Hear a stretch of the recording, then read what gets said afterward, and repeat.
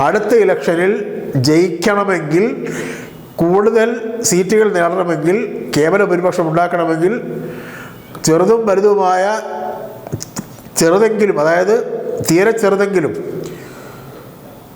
ആയ ഘടകകക്ഷികൾ ആവശ്യമുണ്ട്. അതാണ് CPI ക്ഷണിച്ചുകൊണ്ട് പ്രകടിപ്പിച്ചത്.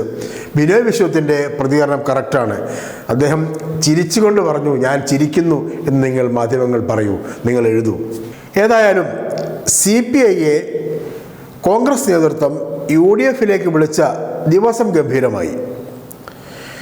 CPI ഇടതുപക്ഷ മുന്നണി വിട്ട് UDFിലേക്ക് പോകില്ല എന്ന് പൂർണ്ണമായി ഉറപ്പുണ്ടായിട്ടും അവരെ ഒന്ന് ചൂണ്ടയിട്ട് നോക്കുന്നു എന്ന രാഷ്ട്രീയമായ ഒരു അഭിനയം കാഴ്ചവെച്ചത് അടിയന്തരാവസ്ഥയുടെ വാർഷിക ദിനത്തിൽ തന്നെ, അടിയന്തരാവസ്ഥയുടെ 50ാം വാർഷിക ദിനമായ ജൂൺ 25 തന്നെ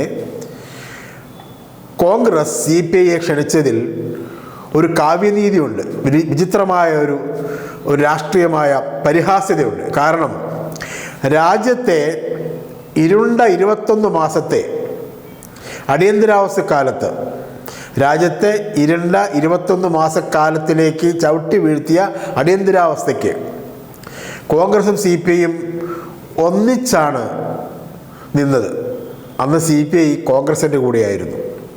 കേരളത്തിൽ CPIയുടെ മുഖ്യമന്ത്രി C അച്യുതമേനോനും കോൺഗ്രസിൻ്റെ കരുണാകരൻ ആഭ്യന്തരമന്ത്രിയുമായിരുന്നു.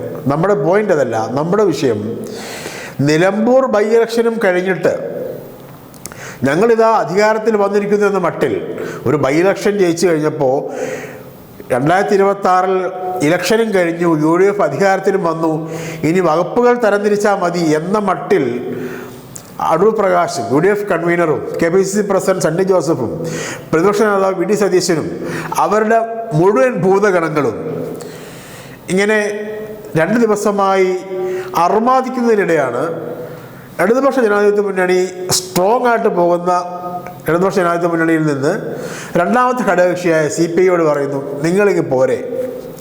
അതിൻ്റെ അർത്ഥം എന്താ? അതിൻ്റെ ലളിതയുക്തി എന്താണ്? UDFിൽ ആളെ ആവശ്യമുണ്ട്. സിമ്പിളായി പറഞ്ഞാൽ അതാണ് സംഭവം. അവരാ ബോർഡ് വെക്കുന്നതിന് പകരമാണ് CPIയെ LDFിൽ നിന്ന് ക്ഷണിച്ചത്. നമ്മൾ പറഞ്ഞു തുടങ്ങിയതിലേക്ക് തിരിച്ചു പോയാൽ അടിയന്തരാവസ്ഥയുടെ കറകളെല്ലാം കഴുകിക്കളഞ്ഞ് ഇടതുപക്ഷ ഐക്യത്തിന് വേണ്ടി CPIയും CPMും ഒന്നിച്ചു നിൽക്കാൻ വേണ്ടി CPIയുടെ മുഖ്യമന്ത്രി PK വാസുദേവൻ നായർ രാജിവെച്ച് ഇടതുപക്ഷ ജനാധിപത്യ മുന്നണി ഉണ്ടാക്കിയതാണ് 1980-ൽ. CPI CPMും അന്ന് മുതൽ ഇന്ന് വരെ ഒന്നിച്ചാണ് മുന്നോട്ട് വന്നു തന്നെ ആയിരിക്കും. ദേശീയ തലത്തിലും ഇടതു സഖ്യത്തെ നയിക്കുന്നത് CPM CPM ചേർന്നിട്ടാണ്. അടിയന്തരാവസ്ഥയ്ക്ക് ഒന്നിച്ചായിരുന്നൊക്കെ പഴയ കഥയാണ്. രാഷ്ട്രീയമായി അതിലവർക്ക് പശ്ചാത്താപമുണ്ട്. പക്ഷേ ആ CPI എങ്കിലും അല്ലെങ്കിൽ വേറെ ആരെയെങ്കിലും കൂടിയൊക്കെ കൂട്ടത്തിൽ കൂട്ടിയാലേ ഞങ്ങൾക്ക് നിൽക്കാൻ പറ്റൂ, ഞങ്ങൾക്ക് 2026 അധികാരത്തിൽ വരാൻ പറ്റൂ, ഇലക്ഷൻ എന്ന കടമ്പ കടക്കാൻ പറ്റൂ എന്ന വേവലാതിയാണ് അടൂർ പ്രകാശ് അറിയാതെ പ്രകടിപ്പിച്ചു പോയത്. അടൂർ പ്രകാശിന് ഒരിക്കലും മന്ത്രിയായ അനുഭവ സമ്പത്തൊക്കെ ഉണ്ടെങ്കിലും UDF കൺവീനർ എന്ന നിലയ്ക്ക് പുള്ളി പുതിയ ആളാണ്. അനുഭവ പരിചയം കുറവാണ്. ഉമ്മൻചാണ്ടിയും ശങ്കരനാരായണനും ഒക്കെ ഇരുന്ന കസേരയാണ്. അവരെപ്പോലെ ഒരു രാഷ്ട്രീയ മെയ്വഴക്കം കുറവാണ് അടൂർ പ്രകാശിന്. അതുകൊണ്ട് അറിയാതെ ഉള്ളിലുള്ളത് പറഞ്ഞു പോയതാണ്. ആരെങ്കിലുമൊക്കെ വരൂ, UDFിലേക്ക് ഘടകകക്ഷികളെ ക്ഷണിക്കുന്നു എന്ന ബോർഡ് വെക്കുന്നതിന് പകരമാണ് നമ്മൾ നേരത്തെ പറഞ്ഞതുപോലെ CPIയെ ക്ഷണിച്ചത്. ആ ക്ഷണത്തിൻ്റെ രാഷ്ട്രീയമായ പരിഹാസ്യത ഒന്നുകൂടി വിശദീകരിക്കേണ്ടതുണ്ട്. എന്താണെന്ന് വെച്ചാൽ 2026 നിയമസഭാ തെരഞ്ഞെടുപ്പിൽ LDF മൂന്നാമതും അധികാരത്തിൽ വരും എന്ന് പറഞ്ഞാൽ രണ്ടാമതും ഭരണ തുടർച്ച ഉണ്ടാകും, മൂന്നാമതും അധികാരത്തിൽ വരും എന്ന പ്രതീതി നിലനിൽക്കുകയാണ്. നിലമ്പൂർ ഇലക്ഷന് ആ പ്രതീതിയിൽ ക്ഷതമേൽപ്പിക്കാൻ കഴിഞ്ഞിട്ടില്ല. നിലമ്പൂർ ബൈ ഇലക്ഷൻ കഴിഞ്ഞു. അവിടെ ദശാബ്ദങ്ങളായി UDFിൻ്റെ സീറ്റായിരുന്ന നിലമ്പൂർ വീണ്ടും UDF പിടിച്ചു. ഇടയ്ക്കൊരു സ്വതന്ത്ര പരീക്ഷ നടത്തി LDF 2 തവണ ജയിച്ച നിലമ്പൂർ വീണ്ടും UDFിൻ്റെ കയ്യിലേക്ക് പോയി. അത് കഴിഞ്ഞു, അവിടെ കൊണ്ട് കഴിഞ്ഞു. രാഷ്ട്രീയമാണ്, ഇലക്ഷനാണ്, ജയിക്കും തോൽക്കും.